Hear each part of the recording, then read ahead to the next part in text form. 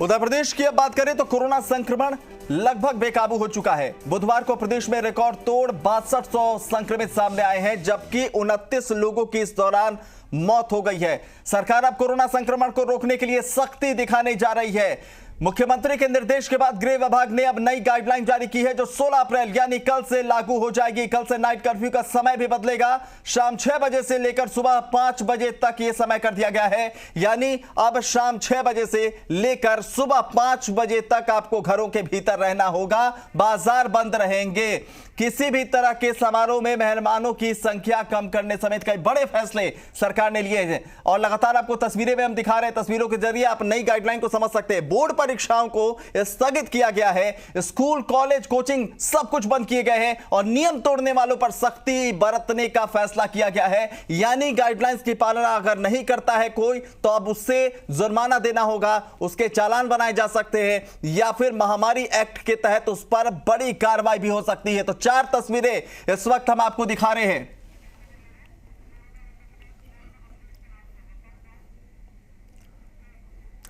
तो प्रदेश में बेकाबू कोरोना के आंकड़े अब आपको बता देते हैं। राजस्थान में छोटी छोटी लापरवाही कोरोना के संक्रमण को बेकाबू करने के लिए बड़ी वजह बनकर सामने आ रही है। राजस्थान में बुधवार को 6200 कोरोना संक्रमित सामने आए हैं, जबकि 29 लोगों की इस दौरान मौत हुई है। जिलेवार एक बार आपको बता देते हैं तो राजधानी जयपुर से 1325 संक्रमित सामने आए हैं बीते 24 घंटे में। जोधपुर की बात करें 820, कोटा से 646, अलवर से 279, बीकानेर से 170, अजमेर से 247, जबकि उदयपुर से 918 संक्रमित बीते 24 घंटे में सामने आए हैं। प्रदेश में 3,33,000 से ज्यादा मरीज अब तक रिकवर हो चुके हैं। यानी इतनी संख्या में लोगों ने कोरोना को मात दिया है, उन्हें हराया है और अपने घर पहुंचे हैं, जबकि 44,905 लोग अभी भी कोरोना से संक्रमित है। यानी प्रदेश में एक्टिव केसेस की बात करें तो 44,905 ये संख्या है।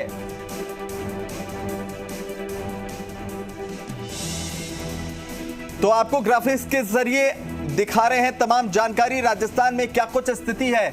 एक बार देखिए, समझिए, मैप पर आपको बता रहे हैं। जयपुर में सबसे ज्यादा हालत खराब है, जबकि जोधपुर में 800 से ज्यादा संक्रमित सामने आए हैं। अलवर में भी 229 मैप पर आपको दिखा रहे हैं। देखिए, कोई ऐसा कोना आपको नजर नहीं आएगा राजस्थान में जहां पर संक्रमितों की संख्या को कम कहा जा सके और हर दिन इसमें इजाफा हो रहा है। यानी पूरे राजस्थान के मानचित्र पर आप देखिए, हर तरफ आपको कोरोना संक्रमितों की बढ़ती संख्या ही नजर आएगी, जो कि डराने वाली है, जो हैरान और परेशान करने वाली है। तमाम एहतियात बरतने के बावजूद इसमें कोई कमी देखने को नहीं मिल रही है और यही वजह है कि अब सरकार सख्ती बरतने के मूड में है। नियम तोड़ा गया तो कार्रवाई सुनिश्चित की जाएगी। छोटी सी लापरवाही भी क्योंकि लोगों की जान ले सकती है और यही वजह है कि अब लापरवाही नहीं बरतने दिया जाएगा। राजस्थान पूरी तरह से कोरोना की चपेट में आ चुका है और यही वजह है कि अब सख्ती के अलावा कोई और रास्ता नहीं बचा है। तो लापरवाही की कीमत है जिंदगी। आप समझिए, आपकी एक लापरवाही, आप अगर गाइडलाइंस की पालना नहीं करते हैं तो किस तरीके से वो दूसरों की जिंदगी पर भारी पड़ता है, ये हम आपको लगातार बता रहे हैं। समारोह पर क्या असर पड़ा है? पहले विवाह और निजी समारोह को छूट थी। अब जो है विवाह, अब 50 से ज्यादा लोग इसमें शामिल नहीं हो सकेंगे। पहले यह तादाद 200 थी, यानी 200 लोग शामिल हो सकते थे। तो क्या कुछ परिवर्तन है आपको बता रहे हैं। गाइडलाइन तोड़ने पर जुर्माना लगाया जाएगा। पहले ये नियम था, अब इसमें बदलाव हुआ है। पहले मेले, उत्सव और जुलूस पर रोक नहीं थी, जबकि अब मेला आयोजित नहीं होगा, उत्सव नहीं होंगे, इन सब चीजों पर रोक लगा दी गई है। धार्मिक स्थल लोगों के लिए खुले हुए थे पहले, लेकिन अब उसमें एंट्री बैन हो गई है, यानी कि अब वहां पर एंट्री नहीं ली जा सकती। विवाह और निजी समारोह को छूट थी, लेकिन अब विवाह और जो आपके निजी समारोह हैं उस पर भी गाइडलाइंस की पालना आपको करनी होगी। 200 लोगों की इजाजत पहले थी, अब महज 50 लोगों के बीच आपको ये तमाम उत्सव, आयोजन, समारोह आपको संपन्न कराने होंगे, क्योंकि जिस तरह से कोरोना ने अपना रौद्र रूप दिखाया है और पूरे राजस्थान में जिस तरह की स्थितियां बनती जा रही हैं, उसको लेकर न सिर्फ ये गाइडलाइंस बनाए गए हैं, बल्कि इसकी सख्ती से पालना सुनिश्चित कराने के निर्देश खुद मुख्यमंत्री अशोक गहलोत की तरफ से दिए गए हैं। अब आपको बता रहे हैं शिक्षा के क्षेत्र में क्या कुछ असर पड़ा है। ग्राफिक्स के जरिए आप देखिए, परीक्षाएं आयोजित हो रही थी पहले, लेकिन अब जो है उन परीक्षाओं पर भी रोक लगा दी गई है, उसे स्थगित किया गया है। साथ ही होटल्स के बारे में बात करें तो खाने की होम डिलीवरी 10 बजे तक हो रही थी, लेकिन अब 8 बजे के बाद आपको होम डिलीवरी में भी खाना नहीं मिलने वाला है। शर्तों के साथ कुछ शैक्षणिक संस्थाएं पहले खुल रही थी, लेकिन अब कोचिंग कॉलेज सब कुछ बंद कर दिए गए हैं, यानी कि पूरी तरह से इस पर शिक्षा के क्षेत्र में ब्रेक है। छात्र छात्राओं को इस संक्रमण से कैसे बचाया जाए, इसको लेकर अब ये कदम उठाए गए। तो ग्राफिक्स के जरिए समझने की कोशिश कीजिए कि पहले स्थिति जो थी और अब की स्थिति बदला क्या है, एक एक कर आपको हम बता रहे हैं। राजस्थान में कर्फ्यू के बारे में आपको बता दें, रात 8 बजे से सुबह 5 बजे तक पहले कर्फ्यू हुआ करता था, अब बदला हुआ है। शाम 6 बजे से ही अब कर्फ्यू की शुरुआत हो जाएगी, यानी शाम 6 बजे से लेकर सुबह 5 बजे तक ये कर्फ्यू है। इस दौरान आपको कहीं आना जाना, घर से बाहर निकलना मना है, यानी आपको घर में ही सुरक्षित रहना होगा।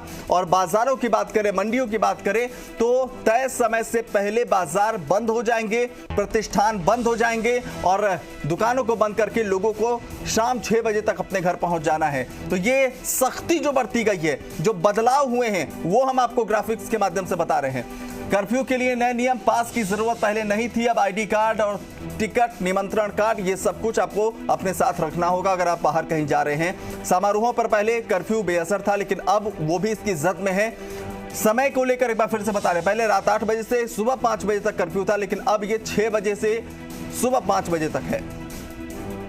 बाजार बंद होने का समय शाम 7 बजे था, लेकिन अब शाम 5 बजे ही बाजार बंद हो जाएंगे और 1 घंटे का जो समय है, लोग व्यापारी प्रतिष्ठान वाले जो हैं वो अपने घर जाएंगे।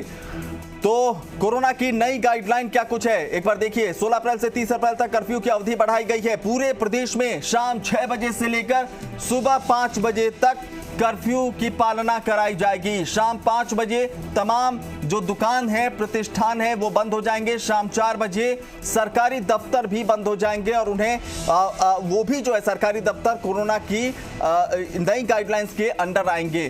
तो क्या कुछ बदला है, एक बार फिर से देखिए। समारोहों में क्या कुछ बदला है, पहले समारोह जो थे वो कर्फ्यू से फ्री रखे गए थे, यानी कि वहां पर कोई सख्ती नहीं थी, कोई कड़ाई वहां पर नहीं बरती जा रही थी। लेकिन अब अगर कोई समारोह का आयोजन हो रहा है तो उस पर भी बिल्कुल ऐसे ही पालना करनी होगी।